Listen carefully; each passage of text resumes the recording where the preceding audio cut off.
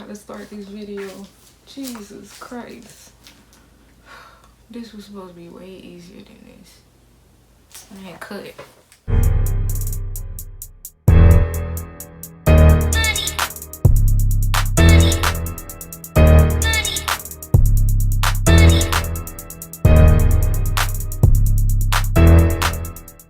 Chances are, if you're here, you want to know how I passed NCLEX in 75 questions. And to be honest with you, it got real.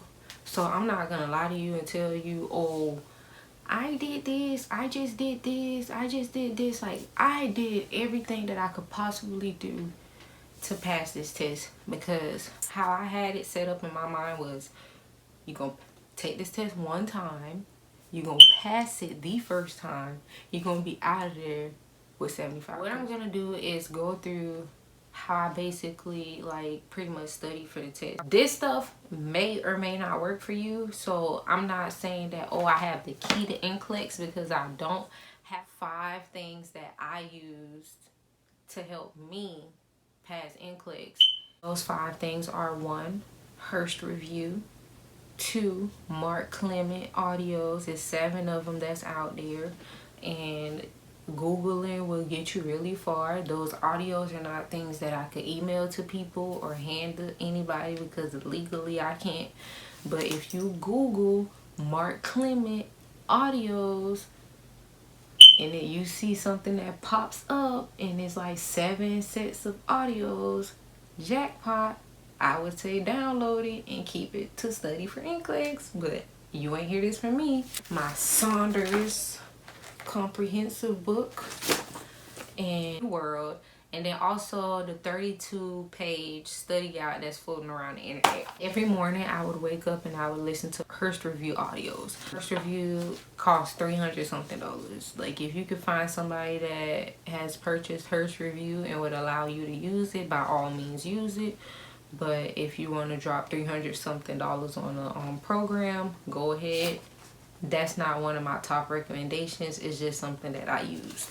I would study 4 to 8 hours a day. And sometimes when it started getting close to NCLEX, it would be all day. But I would say I averaged like 6 hours a day studying for NCLEX. I have this study plan that I'm gonna scan it and upload it, put the link in the description box, so that you all, if you want to follow my study plan, and if you feel like there's pieces that you can't afford, or there's pieces of it that you just feel that you don't need to use, then by all means you can just scratch that out and don't use it. But I am gonna do you all a favor and post this on here. Hurst review, I would do Mark, I would do, what else I did? The Saunders. Yeah, this Saunders book. So for example, I set up my book with sticky notes, each individual chapter, so that I could know. I organized myself really well when I was studying for NCLEX, because if there's no organization, you're gonna have a rough time. You're gonna be all over the place with studying. You need a study plan. I already have a study plan if you want to use it, but you definitely need a study plan with studying for NCLEX, because you don't want to just keep, like, you want to be focused and get through what you have to get through. So with the Saunders book, I would basically go through every single chapter. I broke down my NCLEX studying on this. I'm not going to go into details. You all can read this, because this is going to cause the video to be way too long. But you all can read this and it'll kind of show you how I broke down my chapters for NCLEX.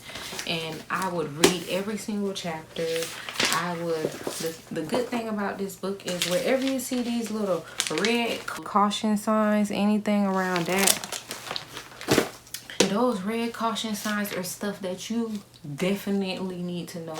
And I would say on my NCLEX, probably 25 of the 75 questions were directly read, those red caution sign notes that were in this book. And then you have these pyramids, the little purple pyramids are stuff that chances are you're gonna get a question off of that. So I went through and I highlighted and I made notes and everything about stuff that I feel like I didn't write extra notes. All my notes are in this Saunders book that I studied. And there's questions in the back of the book. For the questions in the back of the book, I basically answer the questions and then I checked my answers in the back, and then I would give myself a score at the top, like how many I got right, how many I got wrong, and I'm like, okay, on to the next one. And then that same day I would pretty much go on Uworld. Uworld do not let you screenshot. You purchase Uworld, you can't screenshot. You can't screenshot the questions because they're gonna cancel your Uworld if you screenshot the questions, because it's a program that people pay for. Therefore, for Uworld, when you do get Uworld, you're gonna have to make sure that like there's a note section you can take notes with Uworld. The rationales on Uworld, definitely go through them. Definitely know why you're putting this answer for this question. Definitely understand if you get a question wrong, read the rationale. You get the question right, read the rationale. When I did the Uworld questions, I basically, every Uworld question I answered, I read the rationale and I went to find it in the Saunders book. So I would read a question, these are the answer choices, and then I answer it, I get it right, I go find it in the book. One thing I did not study with black. I had a black like Sharpie pen that I used, and everything that you see in my book that is written in black is from Uworld. So now if I just pretty much like skim through my whole book, anything that I see in that black writing or underlined in black, anything that's underlined in black or written in black is something that was on my Uworld.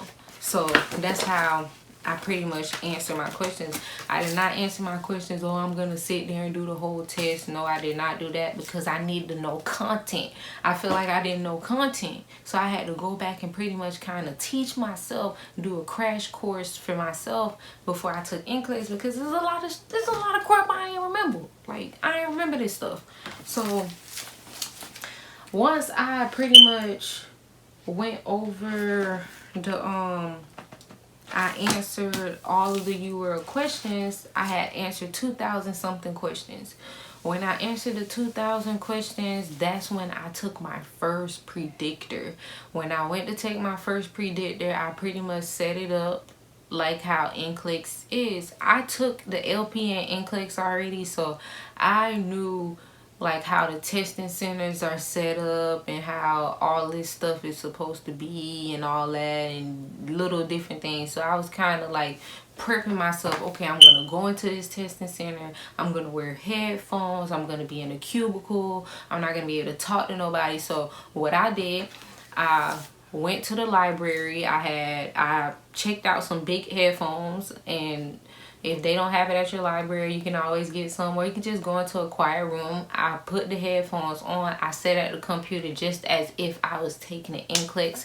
I studied like the day before the exam. I just played Mark audios. Like I just played his audios over and over like the last couple of days after I finished the questions, and then I went to take the predictor exam.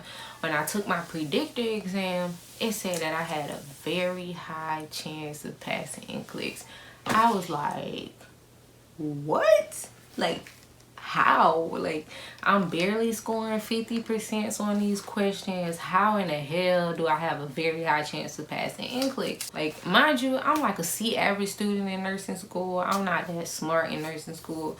Like, don't feel like, oh, you have to be a straight A student. You got to make 80% on every question. No, you don't. You do not have, to pass NCLEX, you need to know what everybody else knows. What every other nurse needs to know is what you need to know. It's not like you need to know all this extra stuff that other nurses don't know, because that's ridiculous. Like, some stuff is just like, it's like Mark has this thing. He says there's need to know stuff that you need to know as a nurse, stuff that's nice to know. All right, you know that's cool or whatever, but you don't really need to know that. And then stuff that is nuts to know, like, oh, I need to know this, like bull crap that you really don't need to know. That crap, if you have a question on your NCLEX that's about stuff like that, chances are you're doing pretty good and you're getting these hard questions because they're running out of average questions to ask you, and you just gonna zigzag your way to a pass. After I took the predictor exam, I reviewed the questions because, yet again, you can't go back, you can't screenshot on Uworld or anything.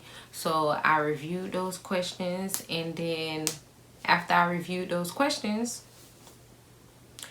I went back. There's like an incorrect slot on Uworld. Like all the questions that you got incorrect, there is a slot there. So what I did, I went back and repeated every single question that I got incorrect and I did those questions over and over and over and over and over until I had no more incorrect questions on Uworld. I didn't go back and do questions that I got correct. I completed every incorrect question, and once I completed all the incorrect questions, I went to take my second predictor exam. And before I did that, I think like 2 or 3 days before or a day before, I sat and listened to every single audio that Mark had. Mark had the thing that you have to do is listen to Mark. I was on my NCLEX, literally, like, I could hear his voice when I was answering the questions. But I listened to Mark audios one more time before I went to take my second assessment predictor exam, the assessment that comes with Uworld. I listened to all of his audios, went to take it, and then I got another very high chance of passing NCLEX.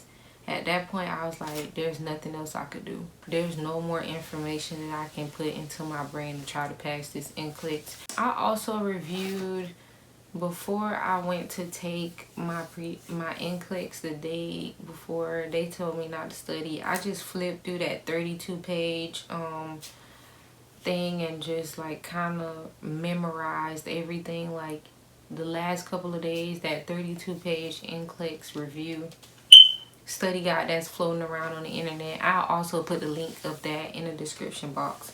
But I went over that a couple of times before I took the NCLEX, and that helped.